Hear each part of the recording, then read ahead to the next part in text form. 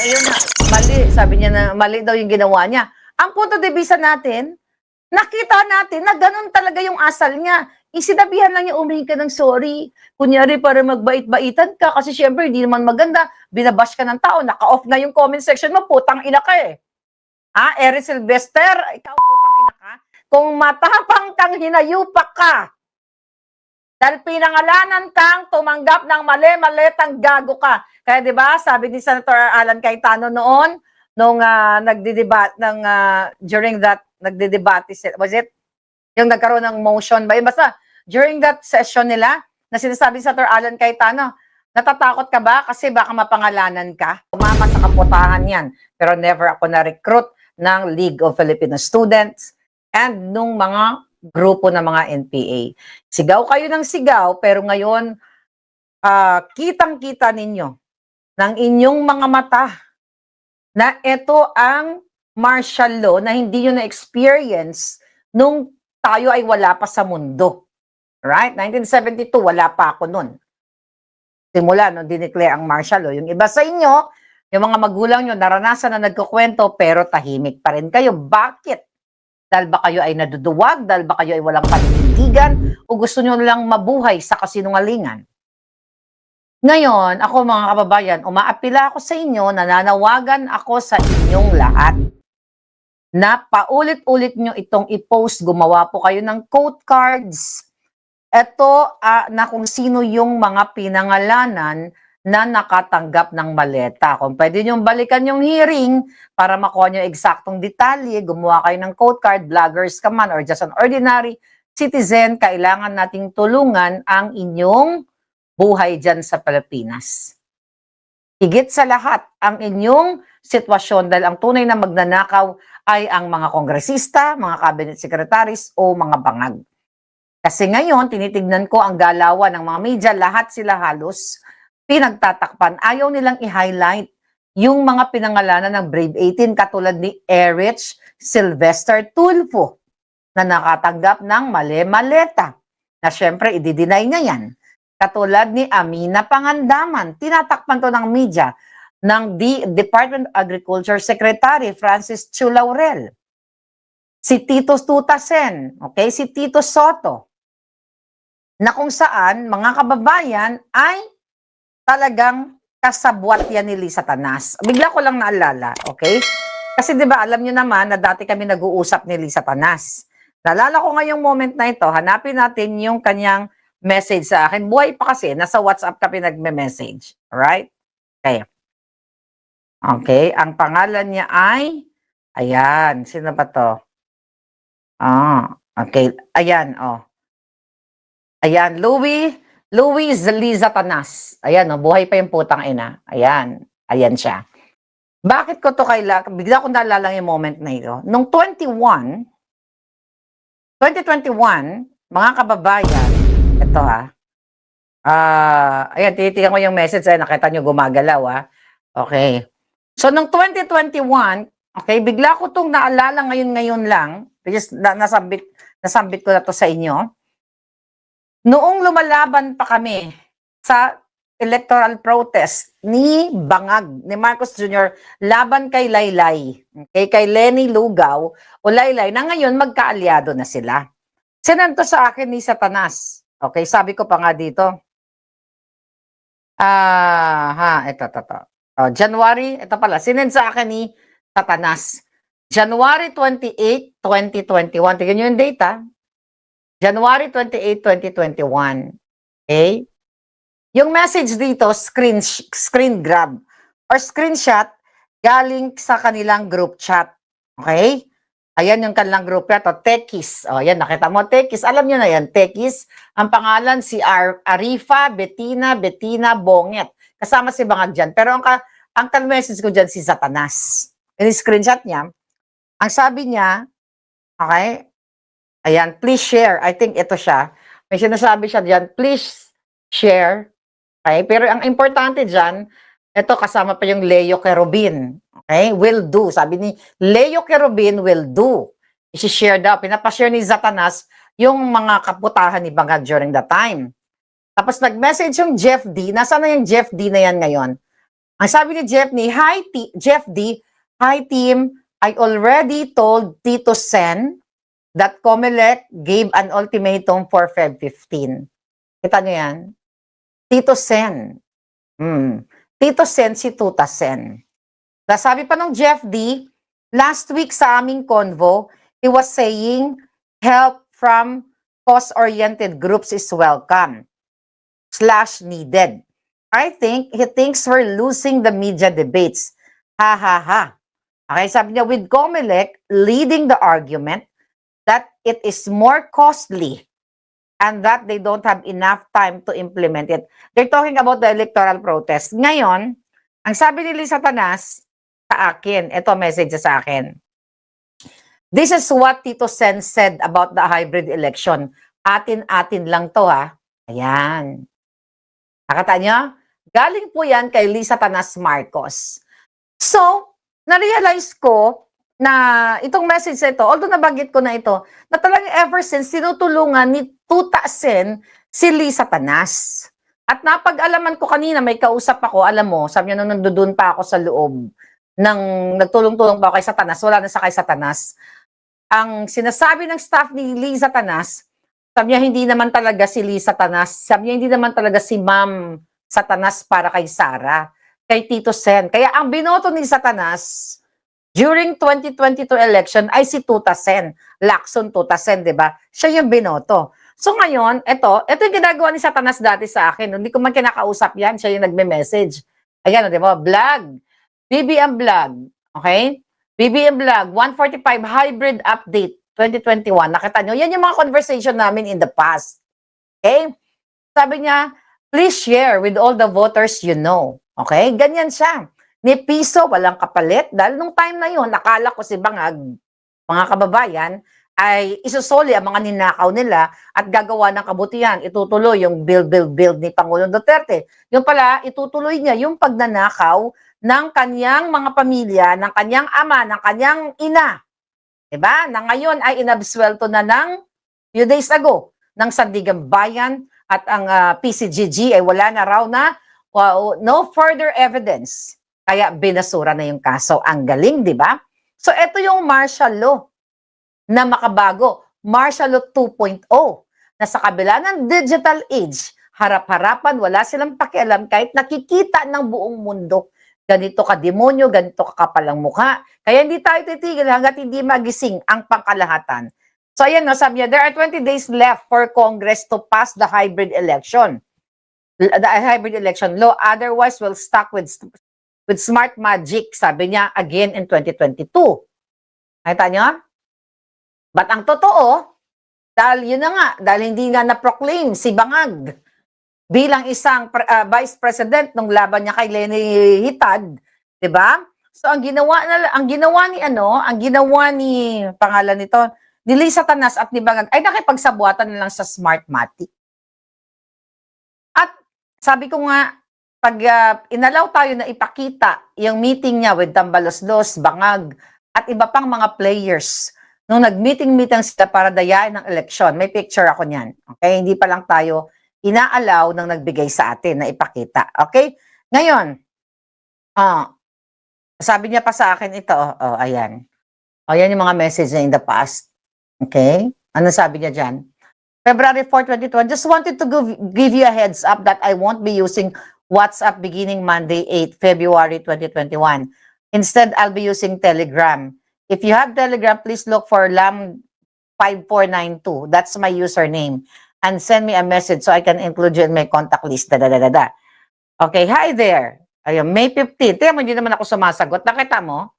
Snabera ako, di ba? Pakialam ko sa kanya. I mean, kasi hindi naman ako kiss-ass sa kanya. Nakita niyo, wala ako. May message ako ng February 4. Ayan, wala akong sagot. No, nakita mo, siya lahat yan. Nagmamakaawa siya ng action ko during the time. Dahil alam niya, powerful yung nga bells natin. So that was February 4. Then hindi ko siya sinagot dyan. Okay? May 15, okay? Kasi sabi niya, wala na raw siya sa Telegram. Pero nung May 15, gumawa ulit siya ng message. Alright? Sabi niya, today, Sunday, May 15, is the deadline given by WhatsApp for their new privacy. Go. WhatsApp. Signal, sinend niya yung mga signal niya. Anyway, mga kababayan, pinapakita ko lang sa inyo na balik tayo kay Tuta Sen, na talagang si Lisa Tanas at si Senator Tuta ay talagang magkaututang dila na, kaya 'di ba na-appoint yung anak ni Tito Soto sa, is that anong board 'yon? I forgot anong board yun? You help me, Palangga. Tungkol sa mga pelikulang Chuba Chucho board. Anyway, eto ang inyong ipopost lagi. Tulungan natin ang MTRCB. Thank you, Lala, MTRCB. Kaya inappoint yung anak ni Tuta Sen dyan. Kasi magkakasabwat na yan sila. Nakikinabang sila sa isa't isa. Thank you, Zaralina. Nakikinabang sila sa isa't isa. Kaya yung nangyayari ngayon, okay, yung pagbigay sa kanya ng mali-maleta noong 2024, according to our brave 18 Marines, mga kababayan, yan ay pawang katotohanan na ayaw ni Tito Tuta Sen, okay? At pinasisinungalingan, pero nagkaroon nga ng Freudian slip ang gago na what if naman kung natanggapin ko, hindi naman ako elected during that time, private citizen ako. Diba? So okay lang na tumanggap siya ng bribe galing sa kaba ng bayan. So gano'n nila i-twist yung batas. But gano'n pa man, huwag niyong kalimutan ito si De Lima, si Bonoan, na yan, nag-house arrest, si Redon, Zia Adjong, ito yung mga yung mga law bender, okay? Ito yung mga nanggipit sa mga vloggers like me. Si Redon, si Adjong, si Kimbo na simula sa pagta-tricycle, ordinaryong teacher, kaya nang bumili ng million Hermes at artista van. 'Di ba? Ito yung mga nanggigipit diyan sa maleta kongresistas. Okay? Huwag niyo tong kalimutan dahil ayaw i-post ng mainstream media. Si Father o si Demon Flabby na nakasuot pa ng sutana nung tinanggap ang mali-maleta. Ngayon, ipinasinungaling ng kapwa niyang demonyong mga kaparian na hindi daw nagbigay, na wala daw a church, certain name of the church, doon sa sinasabing lugar nung isa sa mga Marines, pero wala namang binanggit. Exactly. Mga kababayan, okay? Taga natin to wala namang sinabi exactly ang ating one of the brave Marines, mga kababayan, kung ano yung pangalan. Ang sinasabi niya lang doon ay malapit doon sa what? Sa simbahan. Okay? Ang sinasabi niya dito, ay sinasabi ng Brave 18 na sinabi niya along Mindanao Avenue. Okay? Yun ang sinasabi niya na may simbahan banda doon. Pero wala siya sinabi exact na church. Kaya ngayon, etong mga bishop, ito sino to? Bishop Elias Ayuban, pinasisinungalingan nila, baka nakatanggap din ng maleta. Kaya sabi ko sa inyo, kung kayo ay nasasakupan ng mga paring bulaan, ng mga paring tsumutsup-tsup ng juto ng sakristan, huwag na kayo magsimba, idiretso nyo sa Diyos ang inyong pagdarasal. At kung nagbibigay kayo ng abuloy sa mga yan, huwag nyo nang ibigay ng abuloy, ibilin nyo na lang ng pagkain, iabot nyo dyan sa mga pulubi sa gilid-gilid at magpapasalamat pa sila sa inyo. Huwag nyong ibigay sa mga paring bulaan na sa likod ng kanilang mga sutana ay kumakangkang ng kapwa nila lalaki o kumakangkang ng madre. Di ba, mga putang ina? Anyway, Franz Castro, si Abante, ayan, isa pang pastor na mahaba ang dila, okay? Napadila-dila na parang demonyo. Si Janet Garin, okay, na gumurgur sa mga bata dahil sa dingbak siya. Diba? So, ang dami, si Ace Barbers. Okay, si Dan Fernandez. Okay? Si Fernandez ba? Si Jerby Luistro na nasangkot ang kanyang asawa sa panggagahasa. Huwag niyo itong kalimutan, mga palangga. Ngayon, si Arlene Brosas, si Joel Chua, syempre si Sandro Marcos. Okay, na-confirm natin na talagang ang bahay na pinagdelibera na binabanggit ng Brave 18 ay exactly accurate, kumbaga, doon sa sinasabi natin. At huwag niyong kalimutan na ang lahat ng ipinaglalaban natin dito ay talagang puputulin o sisirain ng mga bayarang media at ng mga trolls ng mga bangag. Kitang-kita naman ang dalawa niyong mata na pumunta si John Vic Remulla doon para balandra ang katawan niyang supot. Diba? para harangin ang Brave 18. Tapos, sabi ko nga, tanga na lang po ang mamamayang Pilipino, even ang mga police at mga military, mga Marines. Kung maniniwala kayo na pumunta si John Vic Remulla doon na wala siyang authority, dahil hindi siya appointed o hindi siya part ng Senate. Diba? Kitang-kita nyo yun, mga kababayan. So, wag natin tigilan tong mga hayop na to. At ngayong araw, nag-release ng statement si Senator Alan Cayetano na kung saan pinag-iingat niya ang ating Brave Marines. Ayan, okay? Ayan, may sulat siya actually kay attorney para sa council ng 18 soldiers. O, nakita nyo yan, di ba? Nabasa nyo na yan. So, anong nakasulat dyan, mga kababayan? So, nagpasalamat siya kay Attorney Baligod at sa 18 soldiers na matapang na, okay, tignan natin dito. Meron na yung summary. Sinamarize na yan ng, okay, tignan natin. Tignan natin, mga kababayan. So, anong ibig sabihin yan? So, pinag-iingat siya si 18 Marines kasi may banta. Actually, matagal nang may banta sa buhay nila, no? So, pinasalamatan ni Senator Alan Cayetano doon sa pagpunta nila sa Blue Ribbon Committee kung saan inilahad nila, mga kababayan, ang mga nalalaman nila without script, ha? Walang script. Walang katulad kay Madriaga, katulad kay Matubato, at kung sino pang mga hinihila na mga dilawan, tiklawan na mga kalaban ng bayan. So, sinasabi ni Alan Cayetano sa sulat na yan na hindi otorisado ang kanilang hearing tomorrow. Di ba?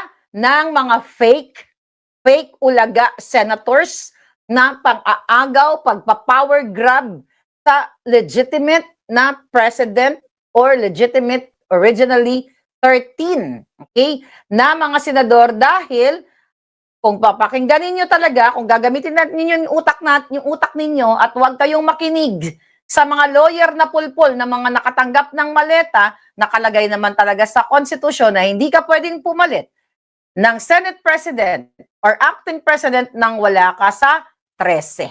Paulit-ulit yan, pinapaliwanag ni Senator Marcoleta, the reason why, kaya noong nag-walk out ang mga demonyo, di ba? Nag-adjourn kasi wala silang quorum na 12. Then itong mga ulaga, di ba? Anong ginawa nila?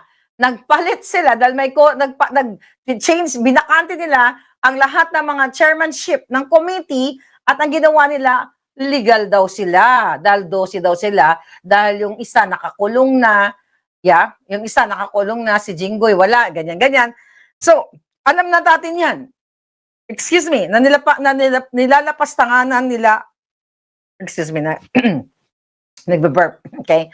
Nilalapastanganan nila ang batas. So, sinasabi dyan sa sulat ni Senator Alan Cayetano na ang kanilang fake, okay, na hearing tomorrow, ito ay walang basbas sa Senate, kay Senator Pia Cayetano, which is chairman of Blue Ribbon Committee, and sa subcommittee chairman na si chairperson pala, na si Senator Marcoleta.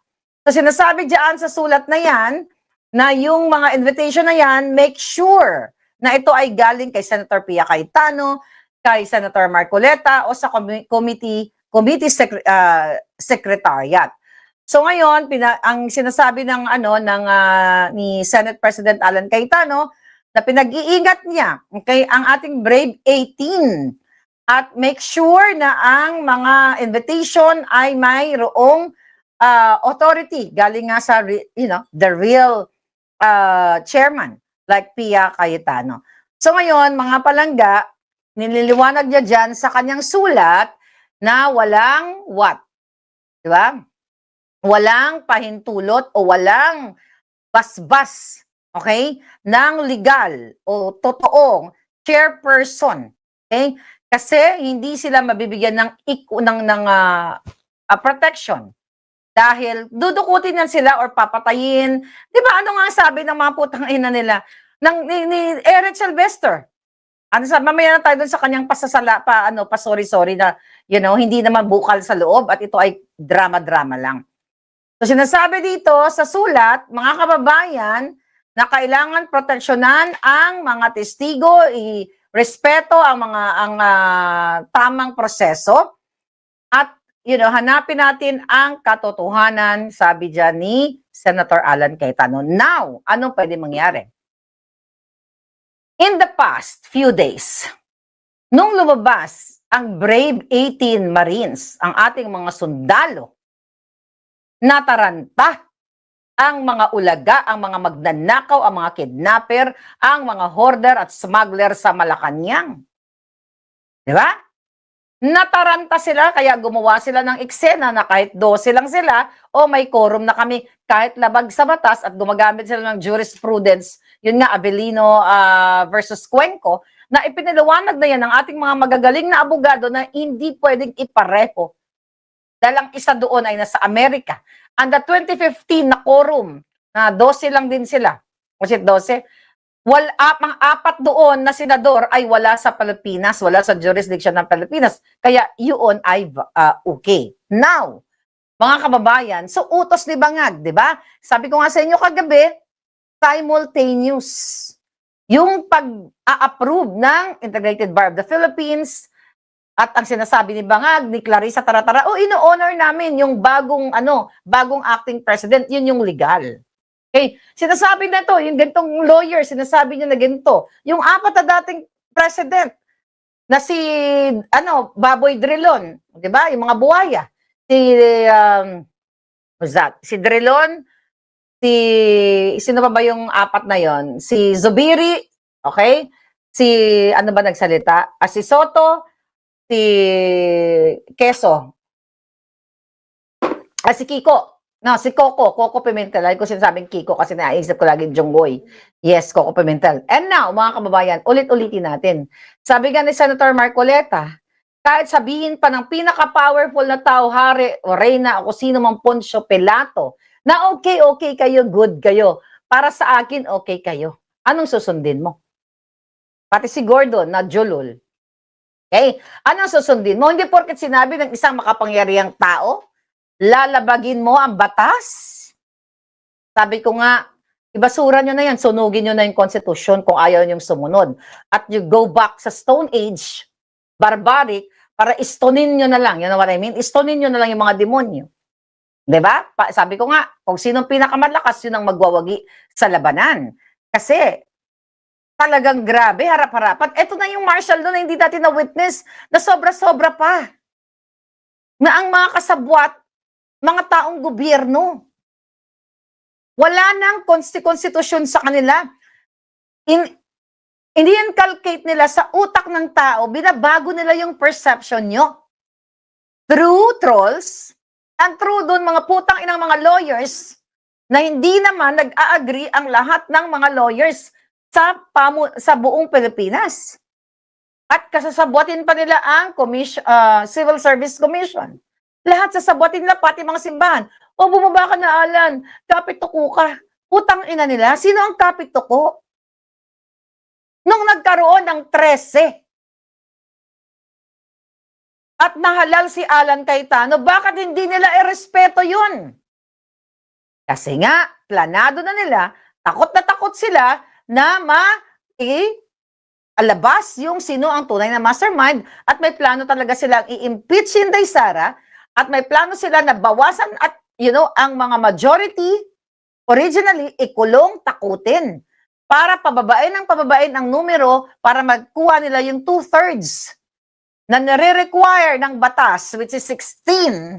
Ngayon, gagawin nila, it's either gorgorin nila or ikulong nila, isuspend nila o dukutin nila kasi desperado na ang mga demonyo. Yan mga kababayan. Hindi man tayo abogado lahat dito. Alright? Ang titignan natin dito, ang katotohanan. You talk about what? Ano sinasabi ni Cherry? Yung Atty. Sarmiento na interviews ang basis niya, US Constitution 1892. Puta kayo na, babalik tayo sa 1892. Sabi ko nga, sunugin na yung 1987. Constitution na yan, mga kababayan. Di ba? So, ang gagawin kasi na, yes, tama ka dyan, Edgar 0831, Iko-contempt lang ng Red Ribbon niya mga Marines at harassment. Pati NBI, mahirap baka magkagulo. Totoo yan. Kaya sila nagpatawag ng peking hearing nila kasi galit na galit sila sa 18 Marines dahil yung testimonya ng 18 Marines, kahit pumikit sila, kahit lasingin mo sila, the same statement ang sasabihin nila with supporting evidence. Sabi ko nga, yung pinresent na picture at yung picture ko noong 2017, iyon yung patunay na nagsasabi ng totoo. Itong si Brave Marine, I forgot his name, na talagang nakapunta siya dun sa bahay niya. Ano yun? Pumunta siya dun sa bahay niya para lang siya magpa-selfie kay Sandro Marcos? Kakatok lang siya, knock, knock. Oh, pwede po ba magpaka-selfie kay Sandro Charis na magdanakaw? Kasi yun yung depensa ng mga putang inang mga bobo. Ay, may mga nabasa ako. Oh, nasaan yung maleta? Sabi, nagpa-selfie lang naman siya. Sige nga, gamitin niyo yung utak. Sinong magbubukas sa'yo na kahit sino na politikong magdanakaw, kakatok ka, knock, who's there? Pwede po ba magpa-selfie, sir? Ganyan-ganyan. Na hindi ka kilala ng tao. Sino magpapapasok sa'yo? Kasi ako, ang ano ko sa buhay, eto, gawin nyo rin ito. Lalo na ngayon, maraming mga kumakatok-katok sa mga bahay, hindi lang sa Pilipinas, sa iba, lahat buong mundo. Marami ngayon, mga, kunyari kakatok, tinitignan kung bukas yung gate mo o pinto mo or what. O magbibigay ng mga flyers. Kami, nakagawian na namin. Kahit na may mga camera and everything, kahit sino yan, kahit DoorDash yan, walang bumubukas ng pinto. Ilagay mo yung DoorDash dyan, kukunin namin pag wala na. Kahit na sabihin mo pang may order ka. Yan ang ituro nyo sa mga anak ninyo lagi. Dahil maraming pwede kang tutukan ng baril, marami ngayon na, o kunyari, magkakatok-katok, delivery from mail delivery or whatever, di ba? Tapos tutukan ka, ang dami na ngayon nangyayari na sa Amerika. Tapos yan pa, yung mga magnanakaw ng mga kriminal, takutin sila sa kapwa nila kriminal. So definitely, hindi magkatok-katok doon ng marine o sundalo para magpa-selfie. At kahit anong gawin nilang pasinungalingan, lake, dagat, or whatsoever ang kanilang mga depensa, wala namang lake doon eh. Ang sinabi ng ating marine, mayroon parang tubig. Actually, si Aimee ang nagsabi, ano yung dagat? Basta may tubig doon. Wala siyang sinabing specific kung lake, river, or tubig. Pero, sabi ko nga, yung metadata doon, sana i-post no ng marine na yon, ni Gumban, I think, yung metadata nun, ng kanyang cellphone, sana sir, i-post niyo po yon para itapat natin dito sa metadata ng phone ko. May metadata yan sa iPhone mo. Makikita ko anong lugar. Ngayon, mga kababayan, yes, Priscilla Farmer, how are you? So ngayon, okay, so ito ngayon yung kanilang, tignan ko ito mga chubanes de dito. Yeah.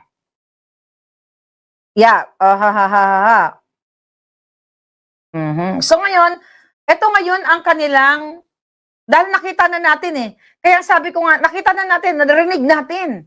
Kaya pinapatay ng media, binabayaran nila yan, mga putang inang yan. May pa-acting-acting pa yung mga putang inang media na ito. Kunyari, hindi kayo bayaran, hindi ko naman sinasabing lahat. Bakit hindi nyo hina-highlight? Yung mga sangkot na nakatanggap ng maletang mga ulol kayo, yes, hina-highlight ninyo, pero hindi araw-araw. Kung mga Duterte, araw-araw hina-highlight nyo. Diba? Araw-araw, puro Duterte, diba? Pag may konting mali lang, o walang mali actually. Okay, lahat hina-highlight yung mga sindikato kayo. So ngayon, mga kababayan, punta na tayo dito sa kaputahan ni Eric Sylvester. Dahil nanghingi siya ng tawad, ang gago niya. Okay? Nanghingi siya ng tawad dito sa kanyang sabi niya, lubos po akong humingi ng paumanhin sa aking mga kasamahan. Alright, anong masasabi niyo doon? Hindi siya humingi ng tawad kay Senator Cayetano. May pride pa rin ang ulol na duwag. Sa mga kasamahan, sino bang gusto niyang kwelyuhan? Sino bang gusto niyang patayin? Kasi kulang na lang, papatay siya ng tao eh. Di ba si Alan Cayetano? Sinong kasamahan niya? Sinasabi niya dito, mga kababayan, na, ayan, lubos akong humihingi ng paumanin sa aking mga kasamahan. Humihingi rin ako ng kapatawaran sa ating mga kababayan. Ngayon, mga kababayan, dapat nga sa'yo binibitay na hayop ka. Hindi siya humingi ng tawad, mga kababayan, kay Senator Alan Cayetano. Yung sulat-sulat niya dito, yung paghingi-hingi niya ng tawad, 'di ba? Humingi siya ng tawad sa Senado sa kanyang sa kanyang nagawa, chuchu-chucho. Although sabi niya dito, mga kababayan, hindi po ito ang dapat na asal ng isang opisyal, lalo na ang isang senador. Sabi niya, ayun na, mali. Sabi niya na mali daw yung ginawa niya. Ang punto de vista natin, nakita natin na ganun talaga yung asal niya. Isinabihan lang niya, umihingi ka ng sorry. Kunyari para magbait-baitan ka kasi syempre hindi naman maganda. Binabash ka ng tao, naka-off na yung comment section mo, putang ina ka eh. Eric Sylvester, ikaw putang ina ka. Kung matapang kang hinayupak ka, dahil pinangalanan kang tumanggap ng mali-malitang gago ka. Kaya 'di ba, sabi ni Senator Alan Cayetano noon nung nagde-debate during that nagde-debate, was it yung nagkaroon ng motion ba? Basta during that session nila na sinasabi ni Senator Alan Cayetano, natatakot ka ba kasi baka mapangalanan ka? Right? So alam na ni Senator Alan Cayetano na nandun yung pangalan, kaya sila galit na galit. Alam nila kung sino yung mga nandoon, mga kababayan. Kaya pwede lang gumurgur sila ng buhay, gugurgurin na si Senator Alan, gugurgurin nila yung mga senador na, kumakampi sa katotohanan, yun ang gagawin nila. So, sinasabi niya dito, mga palangga, na sabi niya, hindi po ito dapat itong asal ko bilang senador, chucho-chucho. Kunyari, na-acknowledge niya yung pagkakamali niya, pero too late the hero. Fraudster. Nakita na namin, even before, ang kaputahan mo, ang katarantaduhan mo, narinig namin na umu-order ka ng babae, na kinakalantari mong puwa ka ng ina ka. Diba? Okay lang yan. Kung gusto mo magpakajuta, diba? Gusto mong tumambling na hayop ka, huwag mo lang gagamitin ang mali-malitang pera galing sa kaban ng bayan.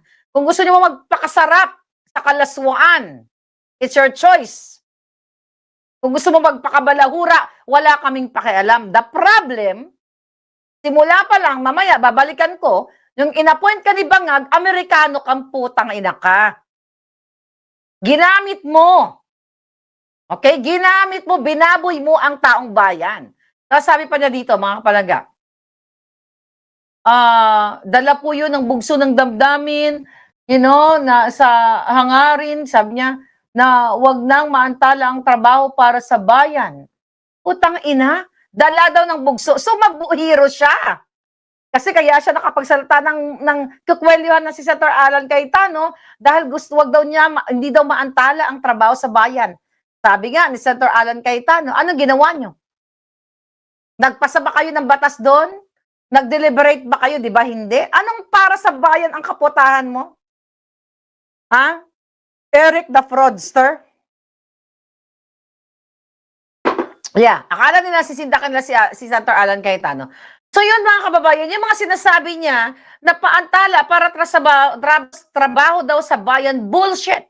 Dahil nung araw na yan, inagaw nila illegally ang Senate presidency through their acting bullshit president na si Gatchalian, na baka nga yan ay Chinese din ang citizenship. Hindi natin alam.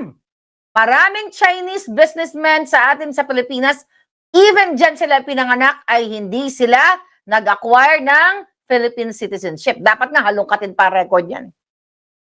In due time. Pwede natin mahalungkat yan later on, mga kababayan.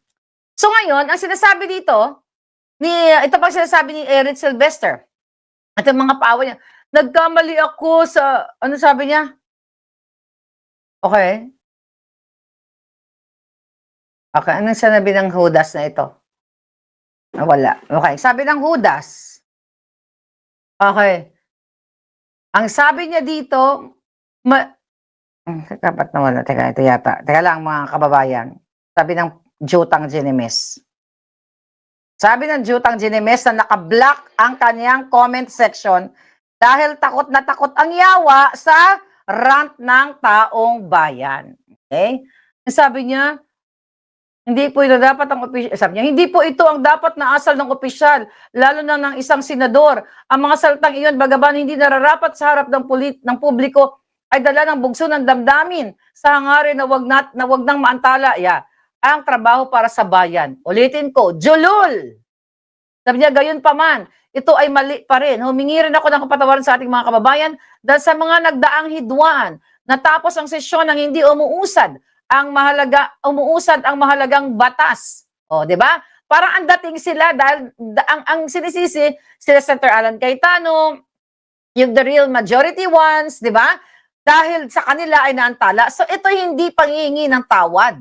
Ito'y paglalagay sa utak nyo para baguhin ang perception ng taong bayan, i-inculcate sa mga kabataan na sila ay nasa tama kahit ginrab nila ang presidency, ang Senate power.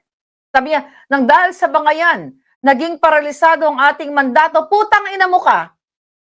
Unang-una, kayo ang maingay. Si Alan Cayetano ay malumanay, kayo ang maingay. Nagpadala kayo ng mga kidnapper na NBI, PNP dahil sa utos ni Bangag. Nagpadala kayo ng DILG yung gago na wala namang power doon sa Senado na nangharang ng mga hayop kayo. Anong bangayan? Kayo ang nanakot, kayo ang nag-threat na ipapadukot mo, kikwelyuhan mo. Try me. Ulol, you try me. Punta ka dito sa LA. Na fraudster ka. Dahil pinakikialaman mo pati antipara kung hayop ka. Sale na nga lang yung antipara ko, pinakikialaman mo pang gago ka. Samantalang yung 1.7 million mong bahay sa Porter Ranch bilang isang pulpul na tawag sa'yo na broadcaster na wala namang ka ethics bilang broadcaster na yawa ka. Hindi mo maipaliwanag yung 1.7 million US dollars na pinatayo mo dito ay nabinili mo. Diba? Anong gagawin mo para makuha mo? Gumamit ka ng dummy? Gumamit ka ng asawa mo, ex mo, o kabit mo, o whoever? Yung Sally Tulfo? Na a caregiver that's caregiving. What's that? Ano yung trabaho niya? CNA. Back during that time, magkano lang ang sweldo ng CNA? Minus taxes, $18 per hour. Kailan niya binili yun? 2021, 22. But anyway, di ba? Kahit sinong nurses dito, sinong nurses na nagdo-double job na hindi natutulog, hindi makakabili ng cash na 1.7 million na bahay sa Porter Ranch. Kaya hindi mo pa maipaliwanag yung yawa ka. Tapos ang partner mo, nakabili, CNA ang trabaho, hindi ko minamaliit. Kasi pinagdaanan ko lahat. Naging tindera ako sa Amerika. Alam nyo yan. Bago ko marating ang tugatog ng tagumpay. Tagang tugatog. But anyway, hindi makakabili ang isang CNA or even nurses ng 1.7 million na bahay. Unless, pinamanahan siya ng mayaman niyang amo or nagnakaw siya or whatever. Diba? So, marami pa naman mga Pilipino mga nahuhuli ngayon dito, no? Na mga gumagawa ng illegal. Anyway, sabi ng yawa niya, humingi rin ako ng kapatawaran sa ating mga kababayan dahil sa mga nagdaang hidwaan. Ayan, nabasa ko na nga, nasagot ko na nga. Sabi niya, nang sa bangayan, naging paralisado ang ating mandato. Ang mga Pilipino, ang tunay na taldo, julul, nang dahil kay Lee Satanas, dahil sa amo mo, ayan, tingnan mo, si Chis Escudero, natakot, baka pinakausapan ni Heart Evangelista, sweetheart, sige na, bumaliktad ka na, kasi ayokong dumalaw sa kulungan. It's so yucks, kadire, di ba? Ganon yung alpot. Oh, at umamin ang one night stand. Kakaiba din, ano? My God. Sabi nito ni Eric Sylvester, kaya nanawagan po ako sa aking mga kapwa senador, tapusin na ang pagkawatak-watak dahil sa labas ng Senado, ilan sa atin ay magbabarkada, magkumare, o magkumpare naman. Kaya trabaho na lang. Kausapin mo yung sarili mong gago. Gago ka. Hindi ka Hindi ka nangingi ng sorry kay Senator Alan Cayetano. Okay? Dahil wala kang bayag. Mataas ang pride mong bobo ka. Diba? May mga lumalabas ngayon, doon sa kanilang barangay na nakipag-away siya Inaaway siya ng mga babae dahil sa issue doon sa mga property o pagpapatayo ng property. Okay? At doon ay mga ginawa din siyang illegal. Anyway, sabi niya, dito, magbabalangkas na ng batas, mag-iimbestiga na mga irregularidad ng walang kinatatakutan. Ayan, unahin ang kapakanan ng bawat Pilipino. Ulul! Huling-huli ka na ikaw ay kasabwat ng mga illegal na contractors. Huling-huli ka na tumanggap ka ng maleta. Kaya tinatakot nyo ang 18 Marines, it's either gorgorin nyo, ipakontempt nyo, hayop kayo. Sabi niya, ang pagkakaisa hindi nangangulog ang pag-atras sa laban. Ito ay pagsama-sama ng ating nakasuportektahan ng sabay. Hindi kayo nakiisa. In the first place, mga hayop kayo, kayo ang una nag-walk out nung natalo kayo at nagkaroon na ng bagong Senate presidency, mga hayop kayo. Kaya lang mas matalino at magaling sa batas ang grupo nila Senator Alan Cayetano. Nag-antay-antay kayo doon para pinaliwanag ni Senator Marcoleta, no? Na nag-antay siya doon, isa lang daw, sabi ni Senator Marcoleta, during that period na nag-adjourn na. Di ba? Nandoon pumapasok sila, inaantay nila yung majority na, oh, asan na sila? Hindi sila pumapasok. Pinaliwanag din ni Senator Marcoleta na isa lang daw pumasok doon ay legally pwede na sila mag-aklas to change the Senate presidency. Kaya matalino man ang matching, nalulusutan pa rin, okay, ng tunay na nagmamahal sa bayan. Sabi niya, sa panahong ito, sa pagsubok ay tabi natin ang personal na interes. Ipanalo natin ang Pilipino. Ulul, ikaw ang may personal na interes. Kayo ang grupo ninyo na maleta gang, mga buwaka ng ina ninyo, may kalalagyan din kayo. Hindi forever ang kasinungalingan yung hayop kayo. Pagkaisa tayo para sa maibalik ang integridad, wala ka integridad. Dapat na barbaric ka at nagbabayad ka ng bayarang mga babae, wala kang dignidad. At the fact na nagnakaw kang hayop ka ng ng citizenship. Mga kababayan, balikan natin ang timeline ni Eric Sylvester na nakatanggap ng mali-maleta. 2022 ng May, hindi pa nag-inauguration si Bangag. Ayan, tinitingnan natin dito. Ay inannounce ni Bangag na tatalaga niya si Eric Sylvester as DSWD Secretary. May 2022. Okay, ano nangyari doon? Alright, ito na tayo.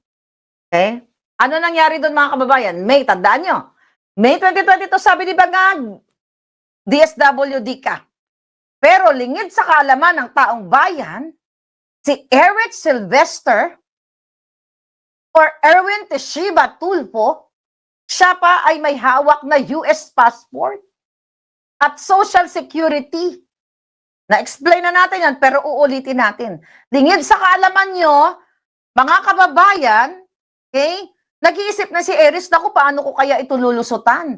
Dahil may hawak ko na US passport, ini-enjoy ko yung aking US passport eh. At yung aking Social Security, pagtanda ko, pwede ako makakuha pa ng Social Security benefits. So kaya niya hindi na-announce ang citizenship niya, even before na may plano palang i-appoint si Bangag kasi gumaganon pa siya. Tinitignan niya kung makakalusot ba siya na hindi niya i-renounce yung citizenship niya o magsisinungaling siya katulad ng kanyang kapatid na may lumalabas na inilabas ni Eloy Bugris yung birth certificate ng anak ni Raffy Tulfo na nakasulat yung name of father, si Raffy Tulfo, tapos na nakalagay ng citizenship, American. We'll deal with that later. Tapusin natin to si Eric Sylvester.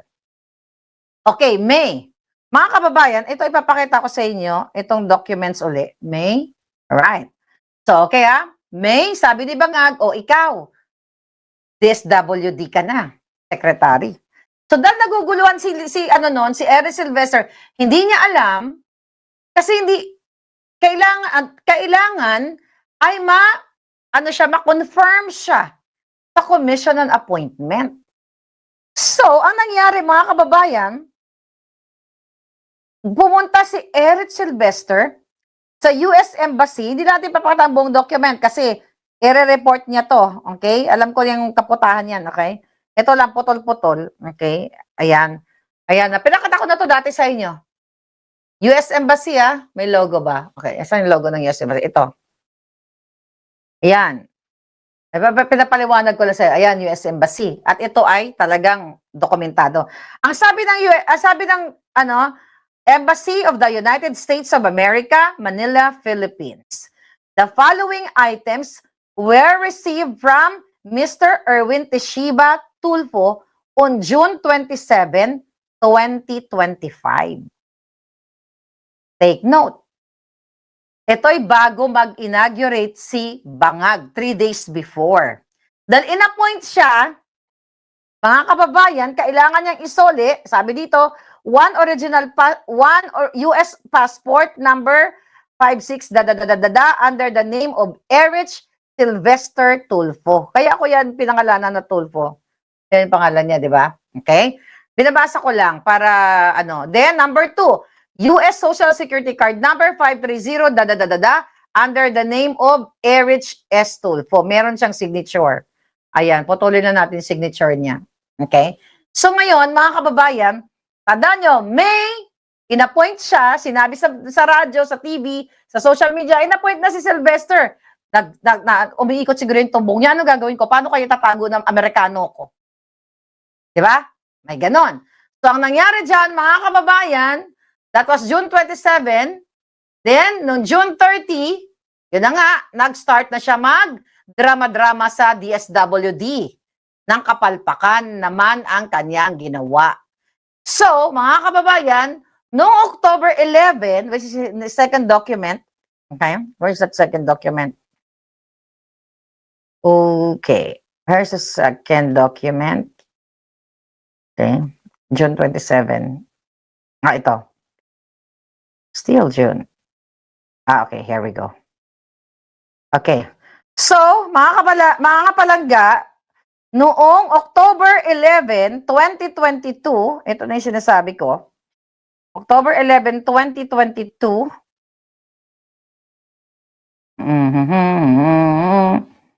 okay. Where is that? Okay. Photos. Okay. October 11, 2022. Mga kababayan, ito na. October 11, 2022, ito. Alright, ito na yung ating documents. Okay. Embassy of the United States of America. Ay, sabi niya, ayan, sinuot niya yung pangalan niya. Erwin Tulfo, aka Erich S. Tulfo. Ayan o. Sulat na yan, kapangit. Ayan. Okay, pinakita ko ito dahil sa inyo. Basahin lang natin ulit. Sabi niya, I, Erwin Tulfo, aka Erich S. Tulfo, acknowledge the receipt of my U.S. passport revocation letter on October 11, 2022. Meaning, ni-revoke ng U.S. Embassy at ang naka-witness ay si Stephen Angel Smith. Ayan, may signature din natin papakita. Anong sinasabi dito? Mga kababayan, ang nag-deliver, I, Jose Luis Rey, personally delivered the passport revocation letter to Erwin T. Tulfo, aka Erich Sylvester Tulfo, and witnessed his signature on this receipt in the Manila, Philippines, October 11, 2022. Meaning, mga kababayan, nung time na yan, October 11, yun yung kinakabahan si Erich Sylvester kung siya ba ay a-appoint or makukonfirm as Secretary of DSWD. So that was October 11, 2022 na sinulatan siya ng Embahada ng Amerika na, hoy, putang ina ka. Nire-revoke na namin ang US passport mo dahil ikaw ay kinuha mo yan ng fraud. Alright? Pero noong November 22,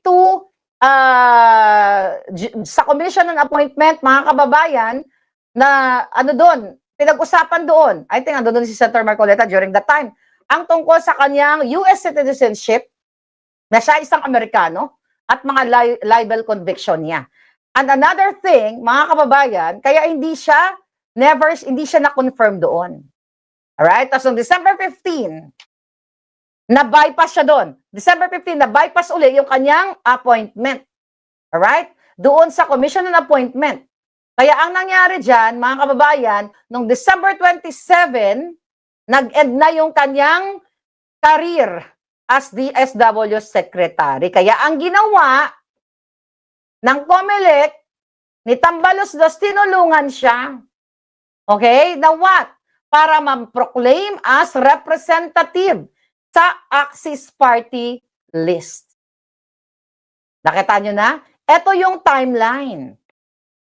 So wala tayong maasahan kasi magkakasabwat sila, mga kababayan. So yan ngayon, mga kababayan, ang kanyang kwento. Kaya siya naging Erich Sylvester, mga kababayan, dahil siya ay magnanakaw ng identity. Yan ang katotohanan sa taong yan, magnanakaw ng identity dahil in an investigation, sabi dito, ay napatunayan na si Erich Sylvester ay ipinanganak noong December 3rd, sinasabi ni Erich Sylvester ipinanganak siya noong December 30, 1965 sa Hawaii. Okay? At hindi siya ipinanganak ng 1965 sa Hawaii, mga kababayan, dahil yun ay pawang kasinungalingan, dahil inamin niya mismo na siya ay ipinanganak sa Leyte. So meaning, kaya lagi ko sinasabi, ano ba yun? Pinatay niya ba si Erich Sylvester? Diba? Pinatay niya ba si Erich Sylvester kaya siya nakakuha ng identity at social security ni Erich Sylvester? Tignan nyo, ngayon may lumalabas na birth certificate ng anak ng Jubetsky. Anak ni Rafi Tulfo sa kanyang Jubetsky, marami silang mga Jubet, na ang kanyang citizenship ay Amerikano, pero bakit nakakalusot? Kasi magkakasabwat sila. Kaya dapat pa nag-change of government, lahat ito ipasuka sa kanila. Lahat dapat panagutin sila sa kanilang mga kasalanan, mga kababayan. Fraud talaga. Diba? Fraud talaga tong mga hayop na to. Kaya ngayon, mga kababayan, kaya sila ganyan. Okay? Kaya sila ganyan kasi, okay? Natin to. Tignan natin. Napaliwanag ko na to dati, pero, you know.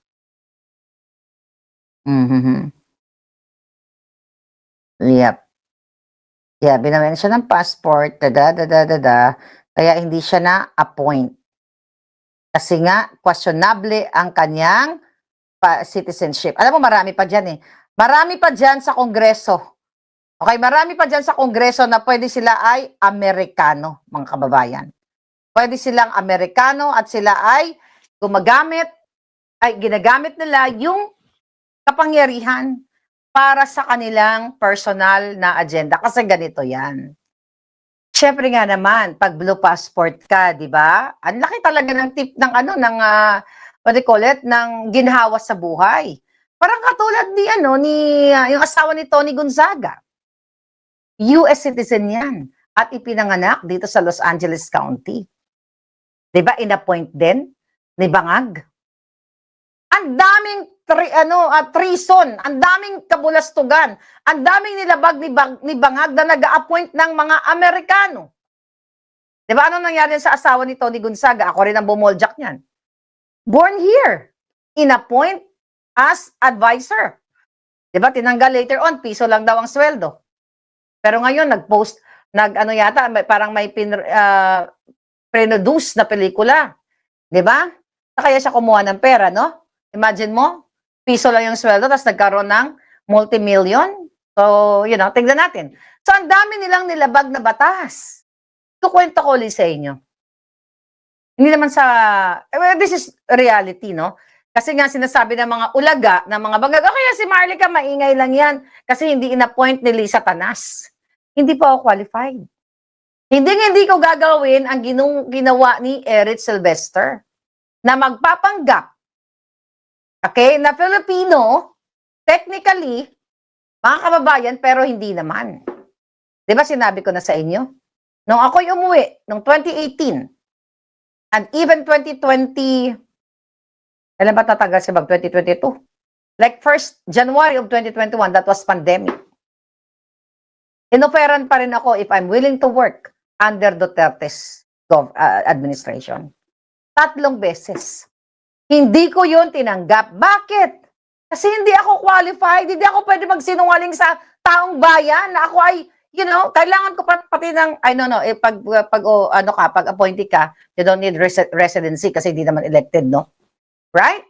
Hindi ko kayang lokohin ang sarili ko at ang taong bayan, I'm Filipino citizen, yung pala, katulad kay Eric Sylvester, di ba? Katulad kay Gibo, Maltese. Kaya ang dami nating ipapakulong, Inday Sara. Ang dami dapat ma-approve na yung, magkaroon na ng batas ng bitay para mabitay na ang mga walang hiya. Ganyan po kayong binaboy. Alam niyo, ako panawagan ko to ha, kayong mga magagaling na abogado, yung gusto nyo mag-work kay Inday Sara, simulan nyo na, isa-isahin nyo yung 200, 300 plus na mga maleta kongresistas. Kunin nyo lahat ng background. You have staff. If I have staff, I want to do that. Silipin ko lahat sila.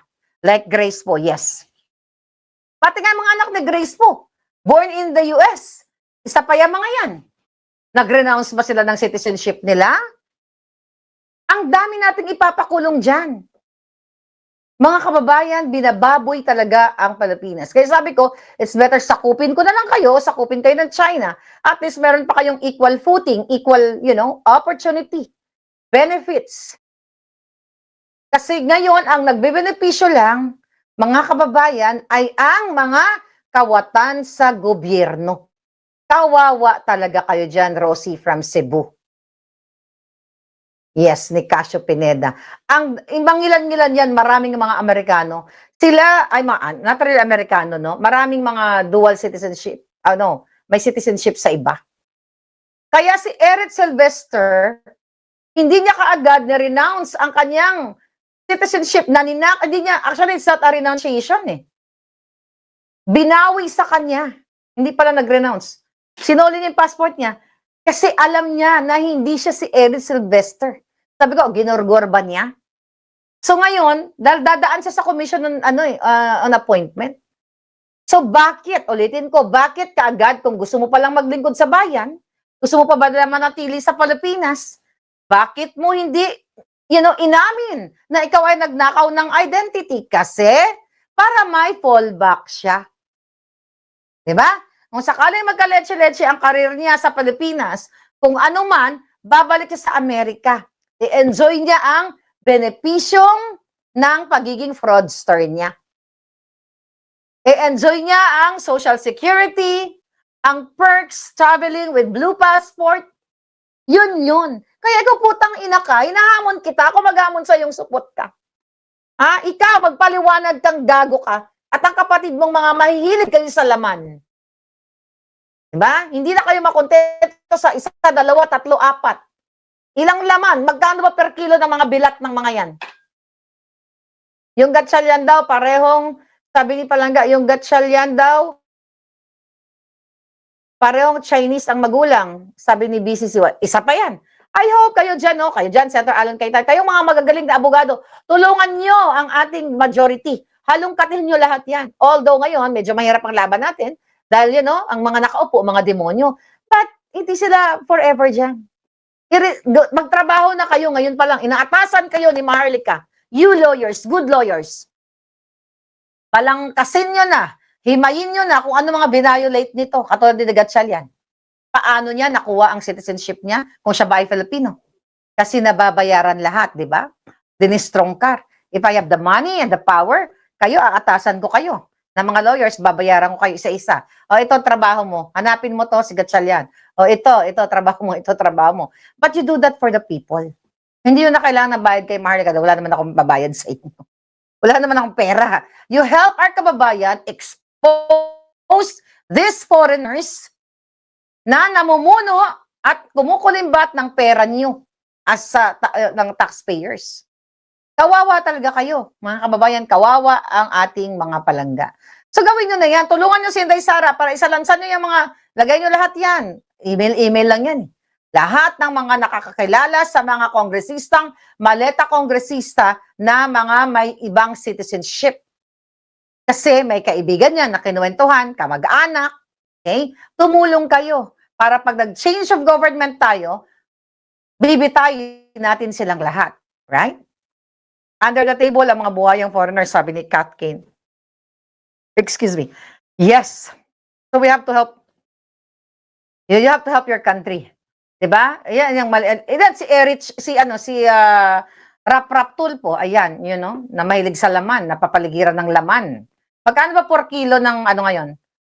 Per kilo o per kilo ng laman sa mga putahan na ganyan?